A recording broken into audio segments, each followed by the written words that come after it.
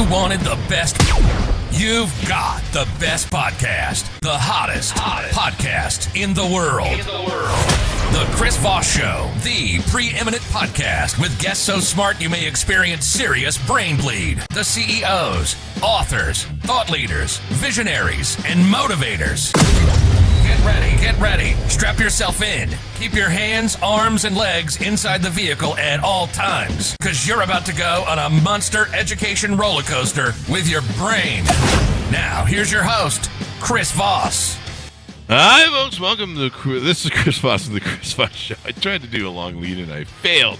Welcome to folks at the Chris Voss Show, folks, my family and friends. We certainly appreciate you guys being here and being part of the darn show already. There you go. We'll let her do her part, as always. We appreciate you guys coming by. The Chris Voss Show is the family that loves you but doesn't judge you, at least not as harshly as your family, because they never loved you anyway. That's why you have the family of the Chris Voss Show, because we love you. We don't judge you harshly, unless you're evil, and there's always a place for you here. As always, we bring the smartest authors, the brilliant minds, all the people that walk this earth and bring you their cathartic moments, their lessons of life, everything they've learned, and they deliver it to you on this beautiful plate that we call the Chris Voss Show. And you can indulge in their knowledge and internalize it and then go poop it out. Yeah, that's probably the wrong metaphor that I should have used on going down this road. So we have another amazing author on the show today, and we're going to learn about love, damn it. Or else. I don't know what that means. Today, we are interviewing the author of the newest book that came out December 8th, 2023, Learning Love, Build the Best Relationships of Your Life Using Integrated Attachment Theory. We have Thais Gibson on the show with us today. We're going to be talking to her about her amazing book, her insights, and all the stuff that she can teach us as well. She is a relationship expert that has been recognized by Bloomberg News, Psychology Today, and various other outlets for her revolutionary work in integrated attachment theory. Throughout her career, she's worked with thousands of clients and helped them to positively transform their lives, relationship goals, and she has over 30 million views across her social platforms and is certified in 13 different areas of therapy, including cognitive behavioral therapy, neuro-linguistic programming, and transpersonal psychology. I'm just having problems pronouncing things today. My brain's clearly melting at this point. By combining traditional psychology methods with a research finding for her practice, she has created cutting-edge techniques to help people realize true and significant changes in their life. Welcome to the show, Miss Gibson. How are you? I'm wonderful. Thank you for having me. Excited to be here with you. Thanks for coming. I'm just flubbing the whole front end of the show at this point. I'm just befuddled, I think is the right word. So give us your .com. Where can people find you on the interwebs? So people can find me at personaldevelopmentschool.com. There you go. And then you have a huge YouTube channel. You're popular on the Insta, as the kids call it. Yeah, so I'm at Personal Development School Thais Gibson on YouTube and at Personal Development _school on Instagram. There you go. And so to give us a 30,000 overview of your new book, Learning Love. So basically, learning love is about how we can change our attachment style. So our attachment style is something that basically is the subconscious set of rules we have about love. It's actually one of the most researched and scientifically backed concepts in psychology. It was originally developed by John Bowlby out of Cambridge University. And it talks a lot about how we basically form our understanding of how to give and receive love through our caregivers as children. And a lot of the research that I built upon was, okay, everybody has an attachment style. There's 4 main attachment styles. One of those attachment styles is secure and healthy, and 3 of them are insecurely attached. So they're the anxious, the fearful avoidant, the dismissive avoidant. And basically, if we grew up with an unhealthy attachment style because we saw dysfunctional dynamics in our upbringing or childhood, what do we do about that? How do we actually change it? So the body of work that I've developed, and we've actually worked with more than 40,000 people through our programs, is how can we become securely attached in the shortest period of time possible? Because statistically, secure people report the most long-lasting relationships, but also the most thriving relationships where they report actually being happy. So the entire book is about how to first recognize your attachment style, but then how to move the needle from being insecurely attached to securely attached. There you go. You want to be that securely attached person. Exactly. That sounds important. I took your quiz, and it basically said I was unlovable and unlikable, and that I should move to an island and just die alone, basically. The quiz does not say that. Is that one of the attachments? Just leave the rest of humanity alone and die alone. No, it actually said I was securely attached, so clearly I cheated the quiz properly. To yourself. Yeah. I've been dating. I've been single for all my life, and I've been dating in relationships all my life. I'm kind of a pro dater, you could almost call it. I have my Playboy years, and so I've done a lot of dating, and I have a really healthy mindset to it. In spite of it all, you would think that I would be really jaded by now, but approaching with a healthy mindset works. But so if you're in one of the other three levels, there is a way to save yourself and go through these levels, evidently. Exactly. And I'd love if you're open to it for me to just start by going through the 4 attachment styles and what they mean, so listeners can actually hear, oh, that one's for sure me, or that's my spouse, or that's my child, or my parent, or whatever it might be. Mm-hmm. Please do. Okay, perfect. There's the secure attachment style, which historically was about 50% of the population. It looks like that's sort of downtrending the past couple of decades. And securely attached individuals, as I mentioned, report the most longevity in relationships, but also actually being fulfilled in their relationships. And then securely attached children, when their attachment style first develops, receive a lot of what we call approach-oriented behaviors in childhood. So when their caregivers are, around them, they're very approach-oriented. If the child cries, they go towards them. They are attuned. They are present. They're trying to actually understand the child's needs and how they can soothe them. And it sounds like a small thing, but it has a really big impact, because if a child receives that kind of consistent approach-oriented behaviors, they learn it's safe to express my emotions to others. It's okay that I'm vulnerable. I can rely on people. I can trust them. And my needs and emotions are worthy of being seen and met.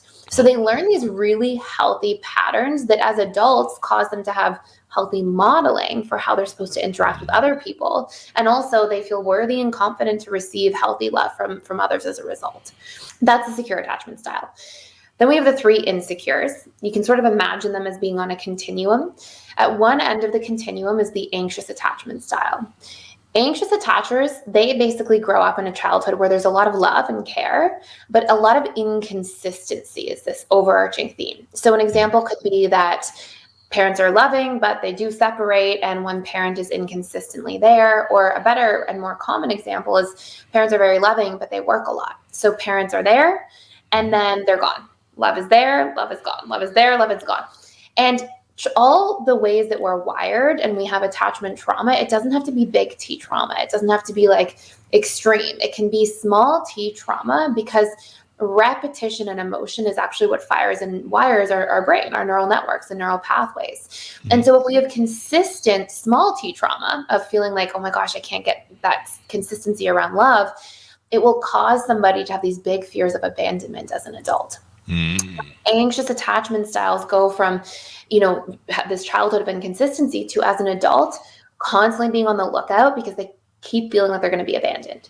So their big wounds and fears in relationships are, I will be abandoned, I'm going to be unloved, rejected, disliked, excluded. And they cope with this as adults by trying to constantly maintain proximity and keep getting closer. So I'm not sure if you've seen somebody like this, but you'll see that anxious attachment styles, they may call a lot. They may text a ton. They may get very slighted if there isn't a lot of calling and texting, and they mean so well, but they often accidentally push people away because of coming on so strong and so fast. Have you had an experience with anybody like this? I've definitely had the person who texted too much and, was wondering what I was doing all the time. I think twice I had someone break into my home because they thought I was with someone else.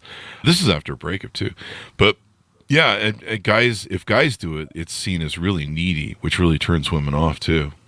Yeah, and I think it's hard for anybody, right? Like I think that when men do it or women do it, I think that it accidentally pushes people away. And unfortunately, all of our attachment styles usually become self-fulfilling prophecies until we work to change them. Because exactly what we are afraid of happening will be the same thing that we're attracted to. So I'll come back to the other two attachment styles, but just quick caveat here. If we go down the rabbit hole, our subconscious mind works very hard to maintain its comfort zone because it's survival wired at the end of the day. None of these patterns are conscious. Nobody's, I'm going to call many times and I'm going to fear abandonment all day. Like, they're not conscious choices. They're subconscious pre-existing programs. Your subconscious, as much as your conscious mind can observe that and be like, oh, I probably call too many times, I shouldn't do that. Your conscious mind can't outwill your subconscious. So for anybody who's anxious listening, if they've had the experience of being like, I'm going to put my phone in the other room, I'm not going to keep texting or calling the person, but then they keep going back and giving in, it's because you have these subconscious programs. So what happens is even though consciously we're like, this isn't healthy, this isn't working, anxious people often are most attracted to people who are likely to abandon them. They're attracted to dismissive people.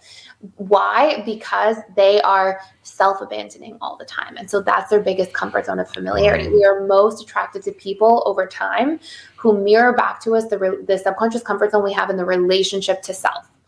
So as an example, if somebody's anxious, they're constantly dismissing and avoiding themselves, focus so much externally on other people. And so they're also going to be attracted to people who don't focus on them and who are dismissing and avoiding their feelings, needs, and boundaries, because that's how they show up to self. There you go. Yeah. Isn't it interesting how these things are self-fulfilling prophecies? Like, you see people, I've lived long enough now and I've dated enough where I'll meet women. I only date women. So whoever's dating guys, you can figure out what that is about. But when I meet women, you'll see a pattern through their exes where they've dated maybe somebody who was always dismissive of them or whatever. It's the same. I'll see that in the Chad chasing sort of things that are going on right now where, women are chasing these Chads and they're, I think about, I don't know, my estimate is, and it's not scientific, about 95% of women complaining right now on social media about dating and men not giving them emotional commitment is really just Chad chasing, and Chad's not giving their commitment because they're not. And anyway, that's a whole different thing. But you see the patterns.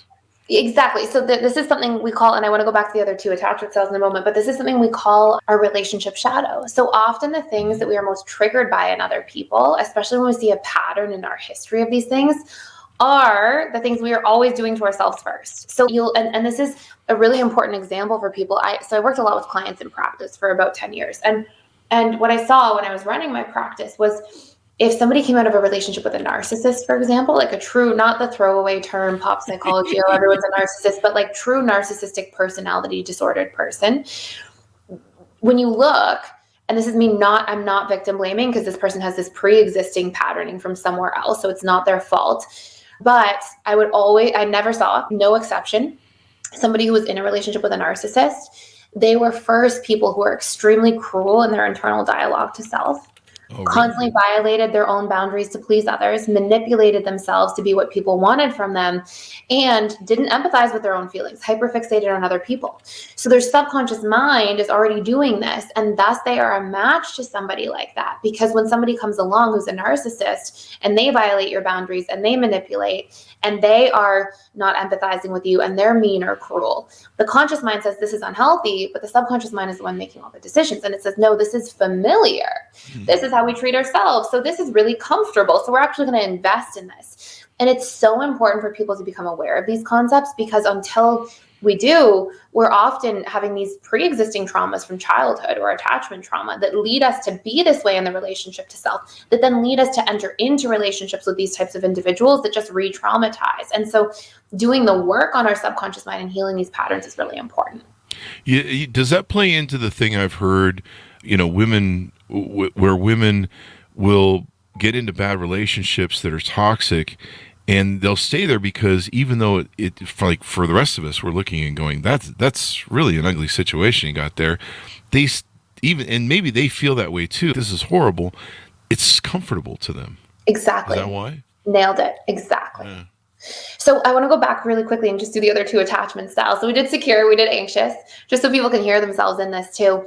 The other end of the continuum from anxious is our dismissive avoidant. So dismissive avoidant attachment styles, they grow up with this overarching theme of childhood emotional neglect. And as a result of this, it's not always over either. It's not, oh, parents are never there, children are alone in the house at 3 years of age. It's oftentimes parents are there. There's structure, there's stability, food's on the table at specific times, to school on time every morning. But if you express emotions, go into the other room, come back when you've got it together. Or children should be seen and not heard. Or don't be a crybaby. That's embarrassing. Like, a lot of the messaging is such that it's like, this part of myself as a human being is wrong. And so what happens is a dismissive avoidant adapts to that environment by basically divorcing the emotional part of themselves from how they ever really express themselves. And they work very hard to repress their emotions. And so as adults, they basically become the individuals who are afraid to feel too much. And they're very afraid of being trapped in too much emotion, because as children, they felt trapped in a household a lot of the time, where because we're biologically wired for attunement, if we couldn't get it and we're wired for it, it feels trapping and engulfing. So dismissive avoidant children develop wounds around feeling trapped, helpless, powerless, seen as defective or shameful if they express emotion, seen as weak if they're too vulnerable, and fear of being disrespected. And those will be the big triggers they have as adults. And they'll be individuals that we enter into relationships with. And then when we get too close, they get back. Yeah. They leave early, they pull away as soon as the feelings get too real. And often they end up in relationships with more anxious leaning individuals. So before I go into fearful avoidant, the last attachment style, have you seen people like this before? Yeah, I mean, the patterns of people doing that. I mean, I don't know if I did that in my relationships sometimes. No, I don't think so. I had pretty good relationships when I had them. But yeah, I mean, I've seen it all in dating. I wouldn't be surprised if there's a little bit of that in there, maybe. There might be in my past. I mean, I didn't really get my trauma healed up till about age 50. So I'm 56 now. Yeah, there's a lot of, I was pulling a wrecking ball around for a while. So maybe in the past there is a little bit of dismissive avoidance, because you said you were always dating but not in serious relationships. So this is a little more consistent with DA, even if you did the work now. So I was a fearful avoidant, which is our last one, which is actually probably the most difficult attachment style for people to date. So I was the fearful avoidant. Fearful avoidants grew up in a childhood with the overarching theme as chaos. It can be, for example, that there's a really bad divorce, tons of fighting, but it can also be like a parent's an alcoholic or an addict or has a personality disorder. And so generally what happens is, as a child, you never know what you're going to get. Will it be a good day? Will it be a bad day? Will it be a scary day? Will there be like all this animosity, or will it be peaceful? And fearful avoidants get these really polarized associations about love. They have some really good positive experiences, but they also have some really scary or terrifying ones. So they basically share in both sides of the attachment styles. They have an anxious side where they're afraid of people leaving, but they have an avoidance side where they like need to keep people at bay.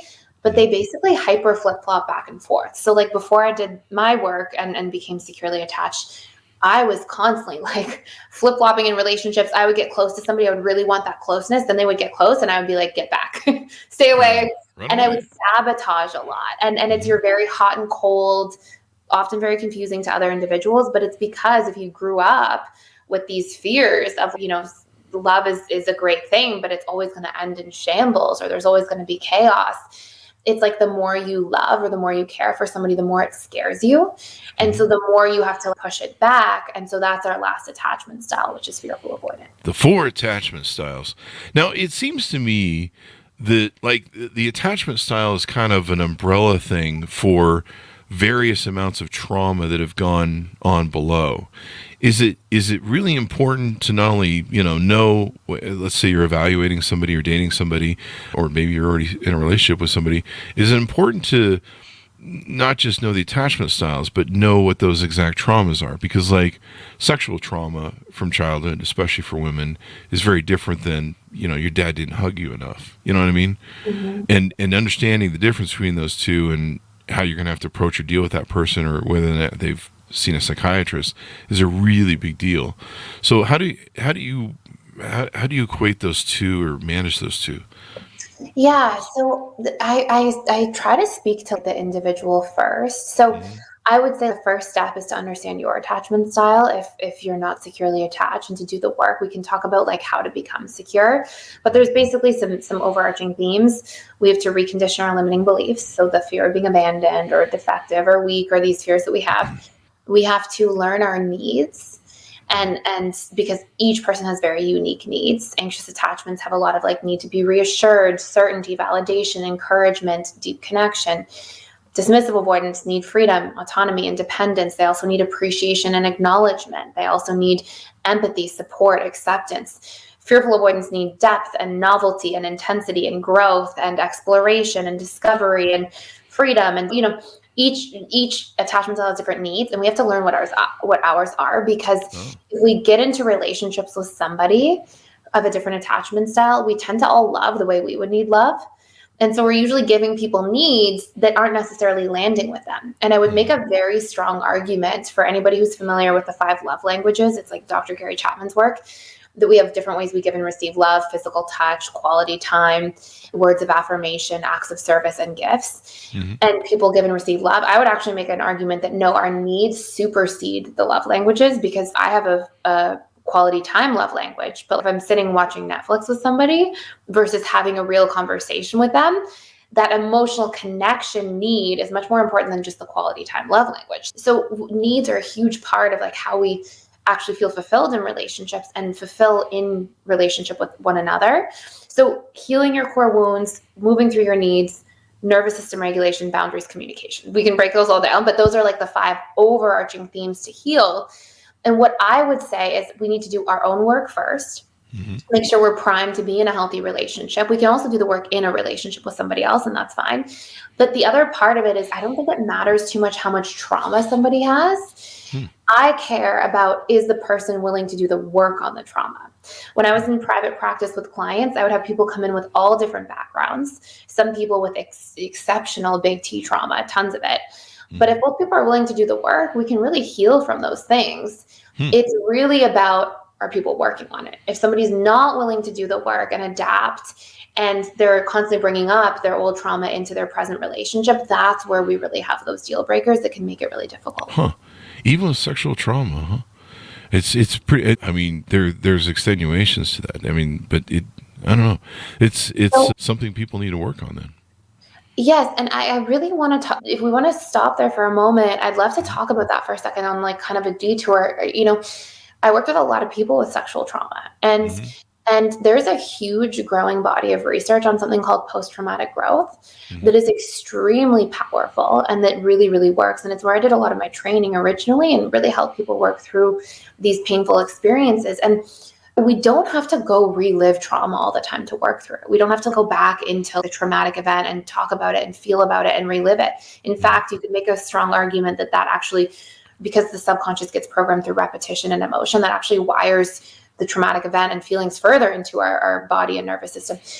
Instead, how we heal from post-traumatic growth, like how we actually get into post-traumatic growth, is we change the ideas we have about ourselves because of trauma.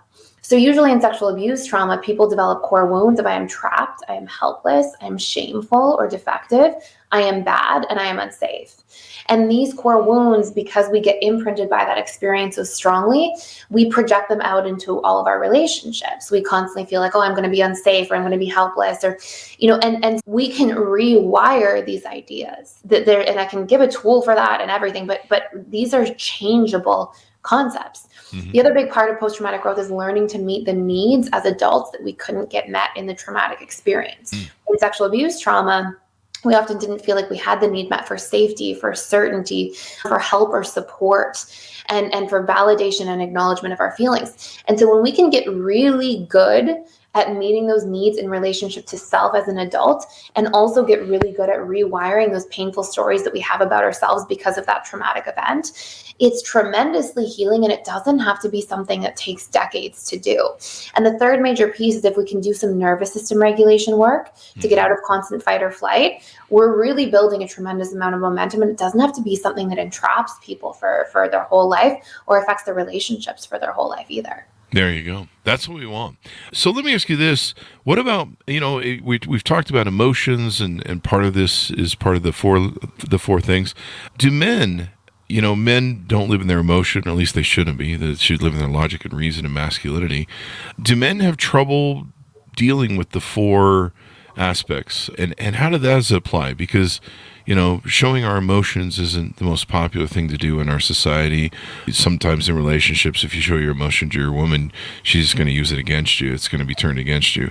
How do you see that playing out with men, and how do men kind of, I guess, with masculinity, bridge this? Okay, can we have a debate? You ready to debate? I mean, I want to debate, but sure. I'm just asking how. A friendly, loving, respectful debate. Sure, yeah. So I have done a lot of research into this for a long period of time. So there's a lot of talk in the world right now about like men always need to exclusively be in their masculine energy. Women exclusively need to be in their feminine energy. These concepts of polarity are true for points of attraction. So there's three major things that create attraction at the subconscious level. And again, our subconscious mind is responsible for 95 to 97% of all of our beliefs, thoughts, emotions, decisions. So like our subconscious is running our lives in the show.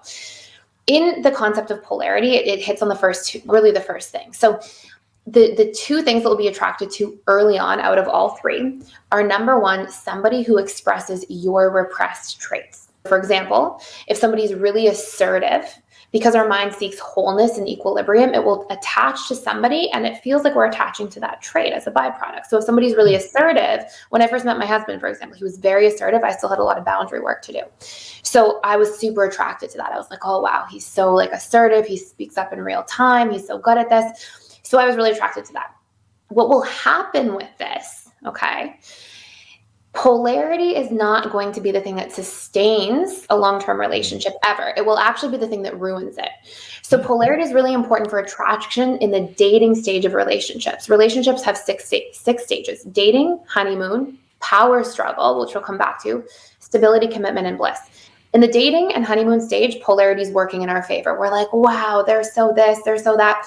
In the power struggle stage, if we don't integrate those traits and form a sense of wholeness, exactly the things that we were attracted to in terms of trait variety, we will resent the most. Wow. So what would happen, and this was my example, but I knew this, so it was easy for me to work on, is in the power struggle stage, the assertiveness that was so attractive in the dating stage is now he never makes compromises. Why doesn't he care about my needs? This happens to everybody all the time. People will be like, oh, they're so easygoing, it's so attractive. Power struggle stage hits, and now what do we have?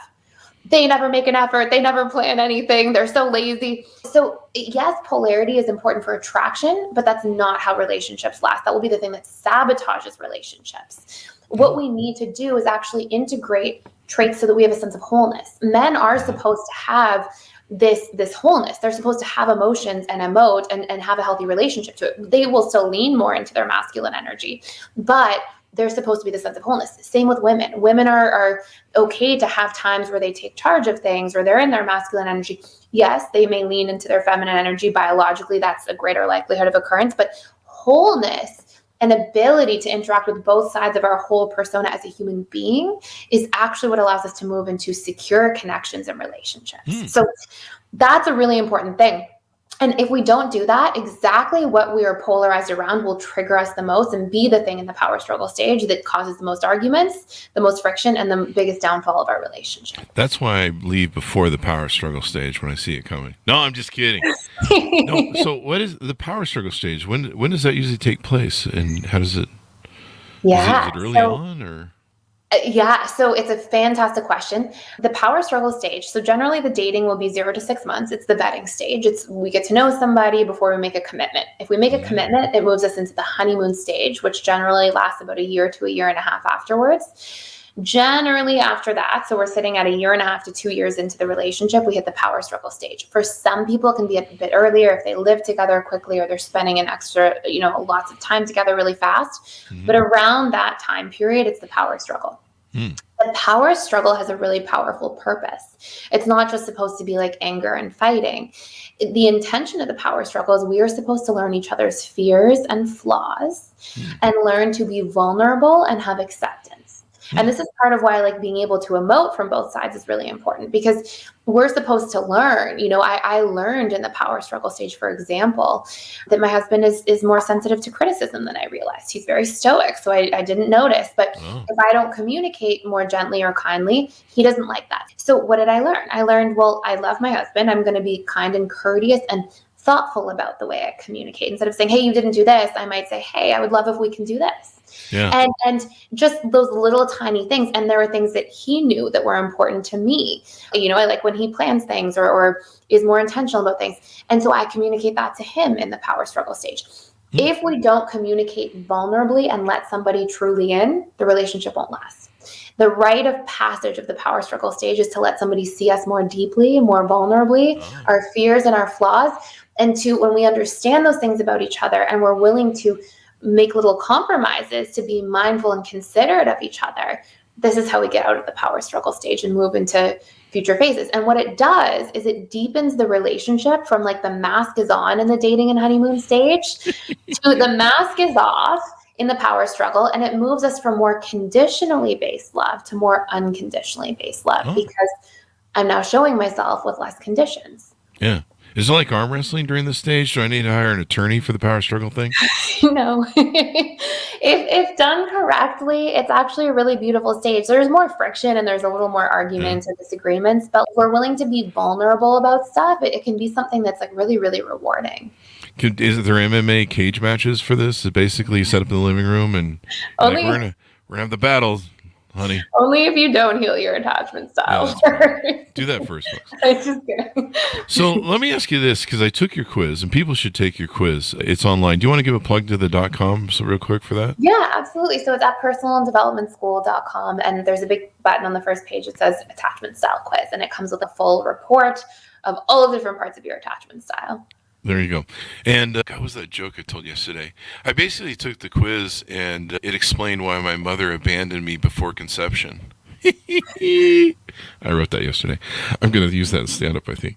So basically, I watched your show on YouTube, and you've got so much content, and it's detailed and like how to. And basically every YouTube video is how to fix the stupid people you decided to be with. No, I'm just kidding. It's not really that. That's just, I'm being funny people. But it's like how to deal with somebody who's in the love language, or not the love language, but one of the 4 aspects, and what, how to interact with them and the different attributes of that. And I was watching a lot of videos, and like the first thing that came to my head as someone who's securely attached and healed is like, why are they putting up with that person in the first place? Just dump them and go find somebody healthy. So what's wrong with that thought process that I had? That's a great question. So I will tell you, as somebody who was fearful avoidant, okay? So fearful avoidant has that avoidance side. Avoidants are known for kind of like jumping out of relationships. A big transformation I went through in my understanding when I became secure was I would be fearful avoidant. I would invest into people, get feelings, be attracted or infatuated, see something I didn't like, panic because I had all these fears around, I'm going to be betrayed or abandoned anyways. I'm going to be unsafe or trapped. And I would just leave relationships. So I had no staying power. In retrospect, when I did a lot of work on myself and a lot of reflection, a lot of those relationships, and everything for a reason, because I'm happy with where I'm at now, but just an interesting insight for me was like, so many things I would leave relationships over were actually very solvable problems if I just communicated. If I just said to somebody, hey, like that's a sensitivity for me. I don't like when you do that. Or, hey, like this is a boundary for me. Can you be mindful? If I just communicated vulnerably and actually shared my needs with somebody, all of those things would have been course corrected. So when I met my now husband, who I've been with for about 10 years, we actually worked on this stuff. I worked on communicating needs. So when there were things that otherwise I would have ran away from because I didn't know how to address conflict or have healthy communication or be vulnerable, I realized, wow, 99% of the things I would leave relationships over in the past were actually opportunities to bring us closer together if I just shared my truth with somebody authentically. And so I think there's a difference between not putting up with things that are unhealthy. Like we have our non-negotiables. I think if somebody's like speaking disrespectfully in relationships or they're constantly canceling dates or, there's things that like, no, you shouldn't keep pursuing the relationship.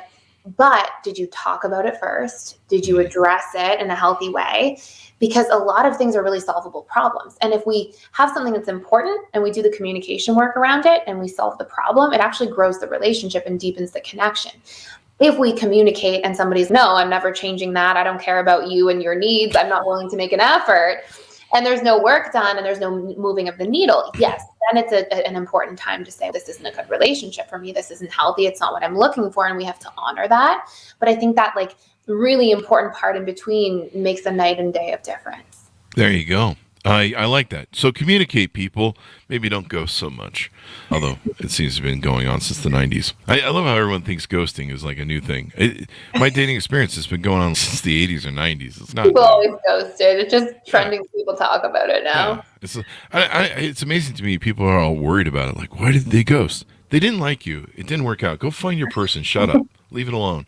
I asked you this before the show. So I think I'm pretty healed on trauma, my childhood trauma. I cheated your quiz somehow and beat it and gamed it or something and came out securely attached.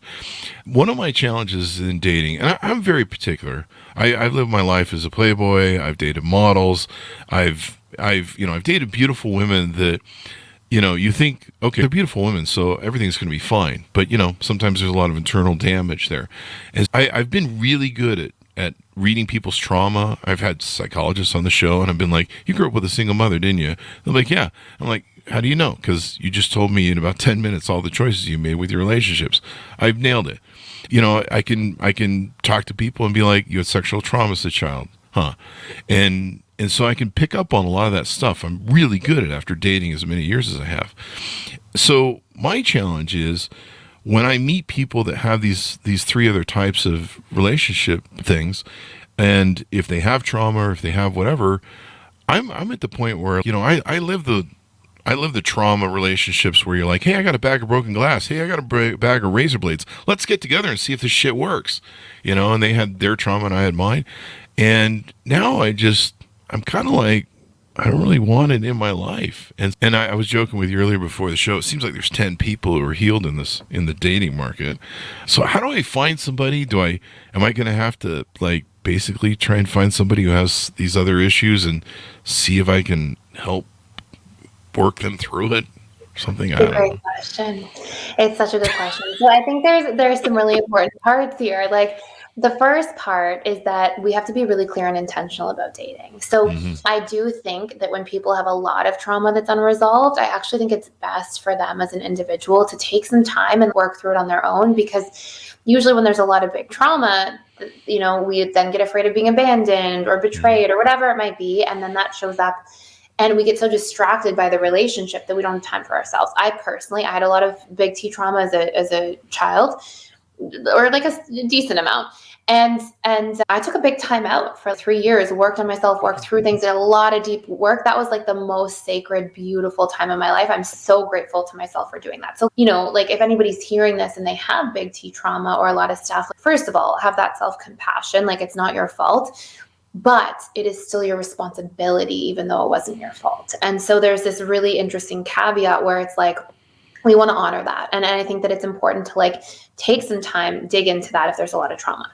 The second sort of branch of this conversation becomes, well, you're probably not going to find anybody with nothing going on. Some people are going to have a little bit of boundary issues to work on, or they could communicate that, or even if they're securely attached, like we may just have some stuff. And I think that there's this difference between, kind of like we talked about earlier, like there can be like flaw finding, which is I'm looking for perfection all the time, because and this is a common thing for avoidance, dismissive, and fearful. And I'm not saying this is you at all, but just for anybody listening, like it's sometimes what you'll see is people get afraid to have any issues. So they'll flaw find and like nitpick. And that's an actual protection mechanism, because what's actually happening at a deeper level is if we feel disempowered to work through conflict, then we're like, I'm just going to avoid anybody with any imperfections as my means to avoid any conflict. And so I think that's like an important differentiating factor.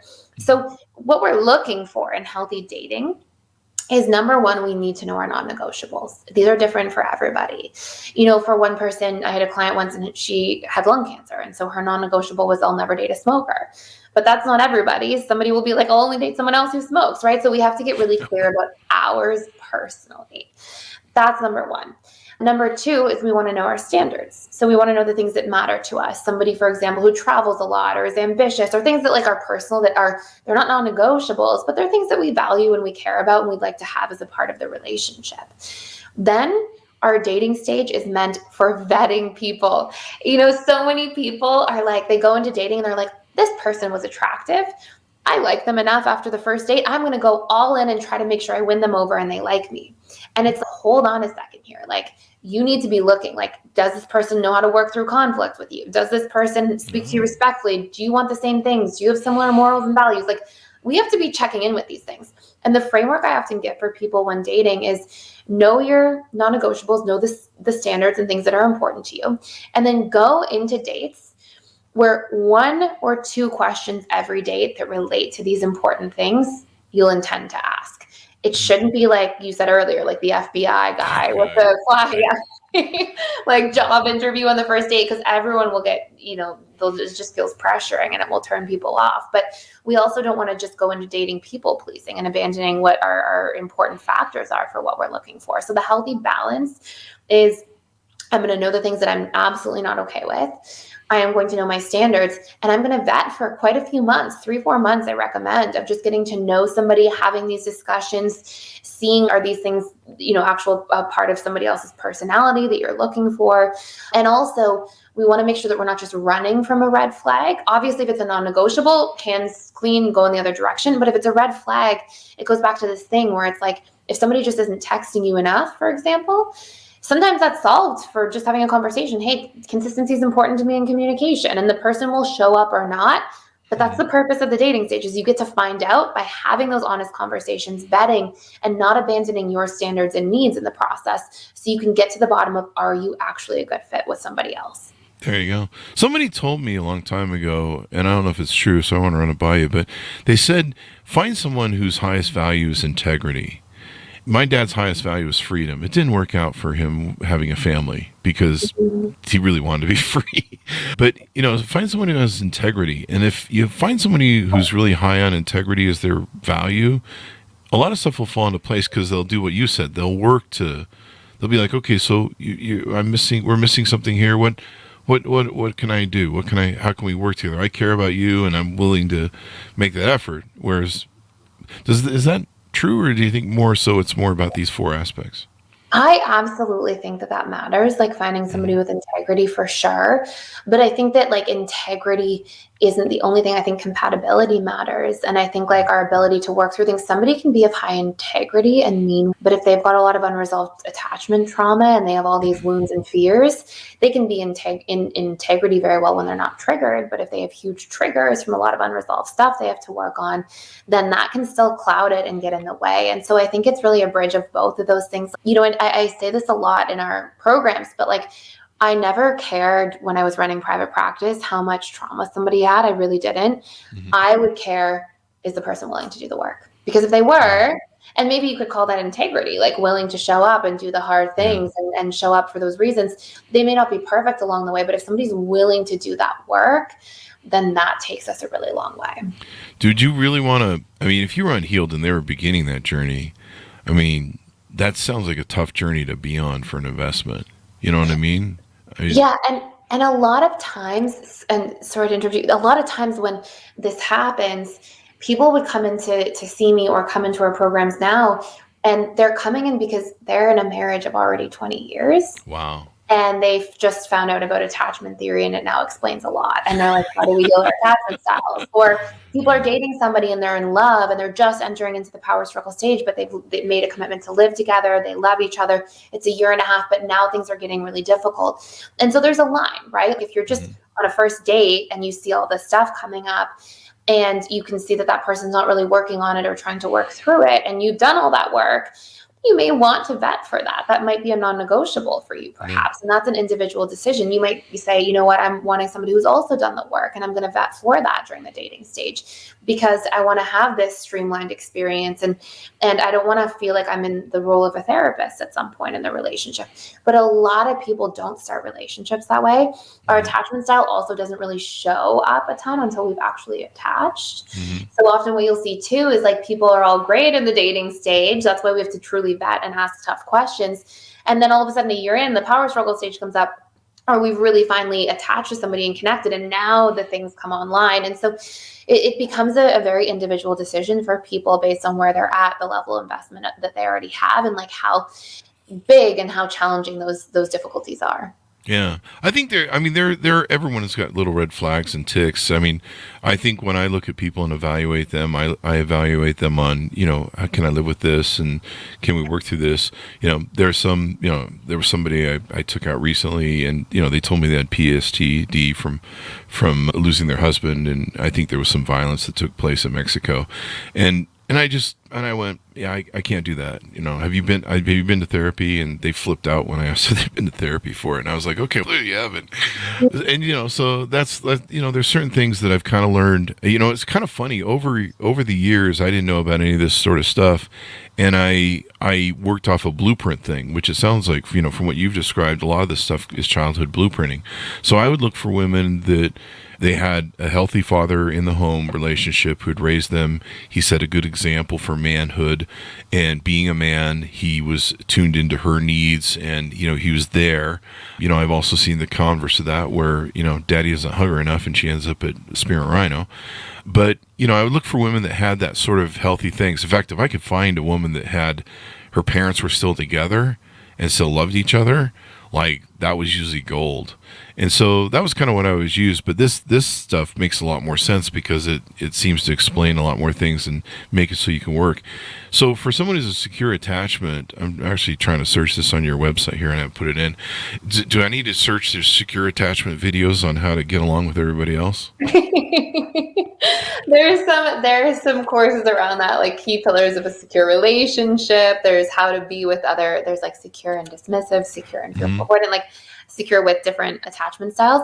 But I think to your point, you're talking about this woman with PTSD who hasn't done the work, and God bless her, because obviously she went through a hard time. But, that's a point where somebody probably has to honor themselves and take a time out and do that work and focus on themselves and give themselves permission to be the center of their own universe for a moment, to be able to work through it. And I think it's a healthy choice that if you just bring up the topic or conversation because she brought it up and you're just inquisitive and then she gets angry, she's probably not ready for a healthy relationship at that moment. And that would be a secure vetting thing to say, look, I have compassion for this person and this isn't what I'm looking for at this time. And she, would hopefully have the opportunity to honor herself. So those are good decisions, right? And I think that when we're looking for securely, if you're secure and you're looking for other securely attached individuals, you can definitely look for two parents being together. But I think that can even be limiting because sometimes we have two parents together, but they're both emotionally unavailable and we have a really dismissive avoidant person, or we have two parents who are together, but they're still fighting all the time. And I think that it's important to highlight that a thriving relationship doesn't just mean that it lasted. If it lasted, but both people are miserable, I would call that an unsuccessful relationship because you're trapped in unhappiness. We're looking for, was there thriving, are there healthy skills modeled? And generally you'll see with securely attached people a few core things if you want to vet for them. They are vulnerable, but not too vulnerable all at once. They'll happily share things, but they don't overshare their deepest, darkest secrets the first date or two. Yeah. They tend to be consistent. They tend to be very pro-communication. If there's a conflict or problem, they will not shove it under the rug or avoid it. They will be approach-oriented. They will tend to honor and validate people's emotions. They actually have a healthy relationship to their own emotions. They're not necessarily overly emotional all the time, but they have no problem saying, I feel this way, or this didn't land well with me when you said that comment. I didn't feel very great about that. Can we work on it this way? So they'll be vulnerable and emotionally available. And so those are some really important pillars when we're vetting to look for if we're trying to vet for a secure attacher. There you go. I put in your YouTube channel search secure attachment style. So I'm looking for the videos. Are you securely attached? And how can you put up with all these broken people? Darn it. They won't drive you crazy. I'm just kidding, folks. Those are jokes. all insecure attachment people have their own superpowers too. I will say that they have some highlights in there, and it's just, I want to say too, your attachment style isn't this, oh my gosh, this diagnosis. It's just a subconscious set of rules that you've had to love. And so you can just modify some of the ideas you have and behaviors to become secure. It's not like a personality disorder that it's so hard to heal from. So let me ask you this as my final question. I joked, we had a psychiatrist on yesterday about relationships, and I joked about my old joke about how if I ever get in a relationship again, I'll probably do oil change pre-work in psychology where we'll go to couples couples therapy, I don't know, every 3 months for the first while, just to keep, everyone waits until everything's a car crash and there's a junkyard of garbage, and then 10 years later, and then they're like, hey, let's try and fix this in couples therapy. And I'm just like, I think maybe I'll just start going to therapy early on. What do you recommend, maybe a way to sit down with each other once you kind of reach that stage of dating where you go, I think we're kind of exclusive, and I think we're kind of gonna see how this rides out. Is it good to sit down and talk about some of these attachment styles and try and understand where each other are at? And I don't know. Absolutely. It's such a great question. I love what you said. It's so funny. I would see clients who would come into my practice back in the day, and they would come in and they would be like resentment up to here, so full of resentment and anger that like, as soon as you try to talk through one thing, they bring up like 9 other things from 17 years ago and 14 years ago and 11 years ago this happened. And it was like, this visual would always come into my mind, like this big tangled ball of yarn that you have to unravel each piece so slowly. And so I do actually love the idea that like people proactively take action into these things in regards to therapy. It doesn't have to be therapy. It can be, we know our needs. And we check in with each other on a weekly basis. Are your needs being met? How are we doing? I really believe this, and I know this sounds like a pipe dream for people when they're newer to this work, but I believe this with all of my heart and soul. If you resent your partner and you're bickering because there's all this little bit of resentment, you have work to do. There's something unresolved. We shouldn't feel like relationships are like this, like build up slowly of resentment over the years. The idea is that we don't feel like that because we actually work through every conflict. When people are bringing up things from the past, the other thing too is it's because they feel unseen and unheard and unresolved. And to resolve conflict, we really need a few key things, and they're quite simple.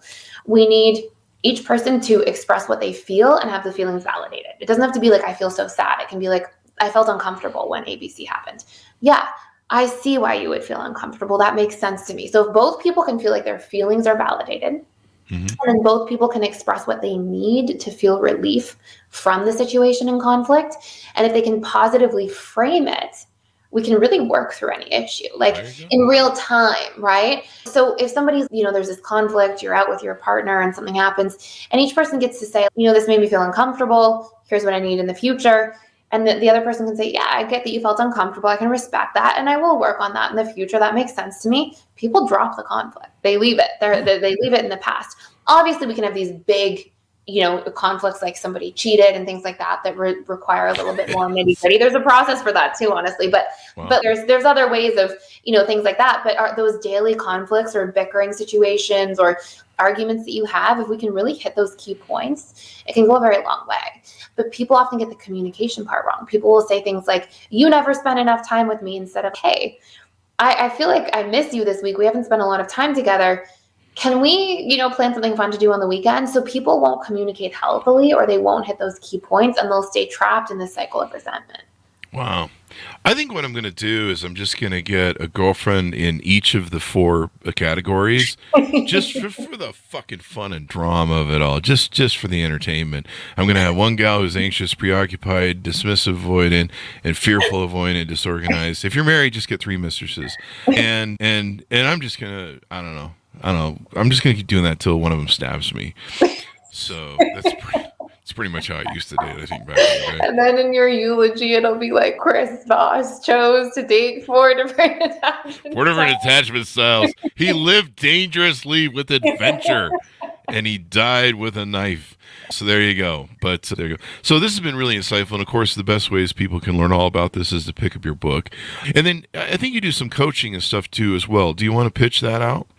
Yeah, so I was in private practice for about 10 years, and then I had a wait list for 2 years. So we do all online programs. So that's at personaldevelopmentschool.com. People can go to personaldevelopmentschool.com/free trial if they just want to go in and check it out for free and just see in there. But basically we have these boot camps. They're like 90-day cycles for how to become securely attached. So that is at the website. And then also, yeah, I don't do coaching anymore one-to-one, but my book is on Amazon, and it's called Learning Love, and people can find it on there. And then you have a previous book too, I think, don't you? Yes, the Attachment Theory Guide. It's like the introduction. I recommend the second one a little more because it kind of covers all the 4 attachment styles and how to find out what you are, what your partner is, but then it really puts a focus on how to heal. There you go. I always joke about how I'm going to start going on first dates with psychiatrist cards to hand out. But I think I'm just going to tell people to check your channel. I'm like, have you watched her channel? So you should probably watch it between now and the next date. And then tell me what you are. Tell me what your attachment style is. Yeah. Tell me what your attachment style is, Then or I'll just sit there with your book and I'll sit there in front of them on the first date going, so how do you feel about your mother? And did they hook you up or something? I don't know, like a psychiatrist. It's been fun to have you on the show. Thank you for coming on the show. Give us your .coms as we go out so people can check out everything. Personaldevelopmentschool.com. There you go. And order the book, folks, wherever fine books are sold. Stay away with those alleyway bookstores. You might get stabbed. That's where I got stabbed. Actually, it wasn't from the three gals in the attachment style. Got stabbed, robbed, and I don't know. It was fun. But so go to the best bookstore. Scary stuff. Learning love. Build the best relationships of your life using integrated attachment theory. Out December 8th, 2023. Thanks you for coming on by the show. Thanks to my audience for tuning in. Go to goodreads.com/Chris Voss, youtube.com/Chris Voss, Chris Voss 1, the TikTok, any all those crazy places on the internet. Thanks for tuning in. Be good to each other. Stay safe. Learn your issues that you have and go get therapy for hell's sakes already. Thanks for tuning in.